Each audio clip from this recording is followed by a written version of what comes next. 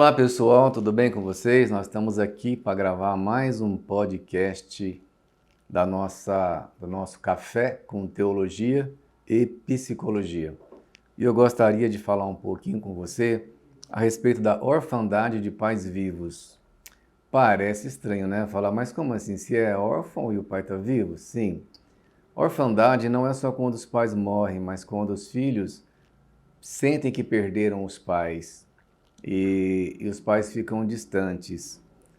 E no pós-pandemia nós tivemos muitos problemas com isso, por isso eu quero trazer para você um pouco dessa questão dos órfãos de pais vivos.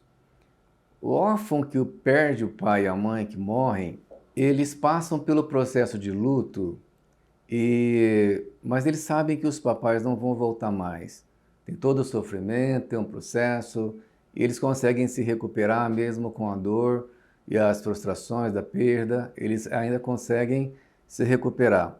Os órfãos de pais vivos, aqueles que os pais abandonam, não dão carinho, não se aproximam, eles têm um pouco mais de dificuldade para lidar com essa orfandade. Por quê?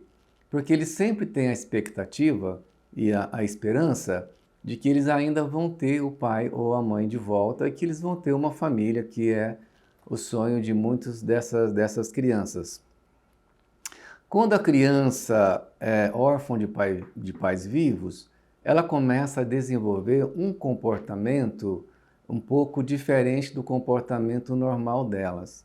Geralmente, os professores são os primeiros a perceberem que a criança está com um comportamento estranho. Os pais percebem também que mudou alguma coisa, às vezes a criança está mais quieta, ou está mais isolada, ou fala muito, ou não quer mais ir nas festas da família. A criança muda totalmente o comportamento de como ela era antes. Os pais conseguem perceber a mudança do comportamento, mas muitas vezes eles não conseguem perceber a dor psíquica que está por trás da mudança do comportamento. Eu trouxe aqui alguns transtornos possíveis em relação a isso. Esses transtornos são multifatoriais, mas um dos gatilhos para que eles aconteçam é exatamente esse afastamento dos pais. Um dos transtornos chama disortografia, que é a dificuldade da criança desenvolver uma boa leitura. Palavras muito grandes, na hora da leitura, elas pulam algumas sílabas. E também algumas trocam o T pelo D, trocam o X pelo CH. Isso é um transtorno que ele é muito comum em crianças em que eles percebem que houve um distanciamento dos pais. O outro transtorno que eu trago aqui é um transtorno chamado descalculia, que a criança tem dificuldade em lidar com números, com somas, com divisões, com as 4 operações. Eles às vezes reclamam que eles não conseguem acompanhar a matemática ou cálculos na escola.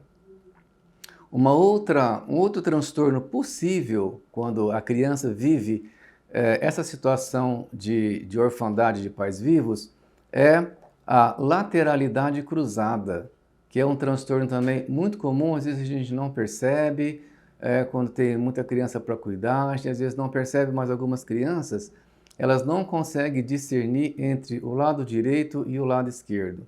Elas vão ter dificuldade de seguir um mapa, de seguir um GPS, de seguir, às vezes, também regras. E o que mais aparece, que a gente mais percebe, é o TOD, que é o transtorno opositor desafiador, que às vezes os pais ou os professores, os cuidadores ou até pessoas da família dizem que essa criança ela é rebelde, né? O famoso capetinha, né? Mas na verdade é um transtorno. E a criança com TOD, ela desafia a autoridade, ela tem dificuldade de seguir regras, ela tem dificuldade de entender a questão da hierarquia, papai, mamãe, quem que manda, quem que fala. E é uma criança que eu até gostaria de advertir para você que está me ouvindo, que essa criança você pode bater nela o quanto for que ela não vai reagir.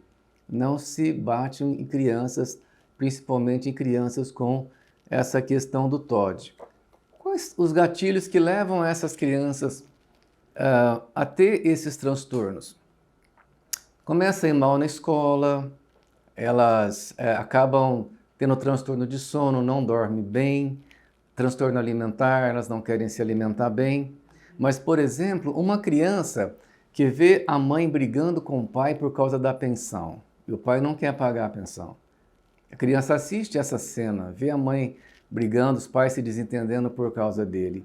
E essa cena e outras, né? Por exemplo, a criança tem que ir para a escola sem o material escolar porque o pai não pagou a pensão, ou às vezes não comprou o uniforme para ir para a escola, ou no dia do pai lá na escola ele não tem para quem entregar o presentinho, ou os pais vão para a reunião, mas o dele não vai. É, o pai não vai no esporte, não vai no futebol, não leva ele para os lugares onde ele tem que ir, não tem a companhia dos pais, né? Vamos dizer do papai, mas também da mamãe. Essas crianças, elas têm essa possibilidade e essa facilidade de desenvolver esses transtornos que eu coloquei aqui. Olha o que diz a Bíblia, que interessante, né? Eu gosto muito desse versículo quando eu penso em criança. Deuteronômio, capítulo 6 e versículo 7. Deuteronômio é um versículo que está na lei, não está lá em Provérbios. Toda a Bíblia foi inspirada por Deus, tal, mas olha o que a lei diz sobre crianças. Ensina-as com persistência a seus filhos.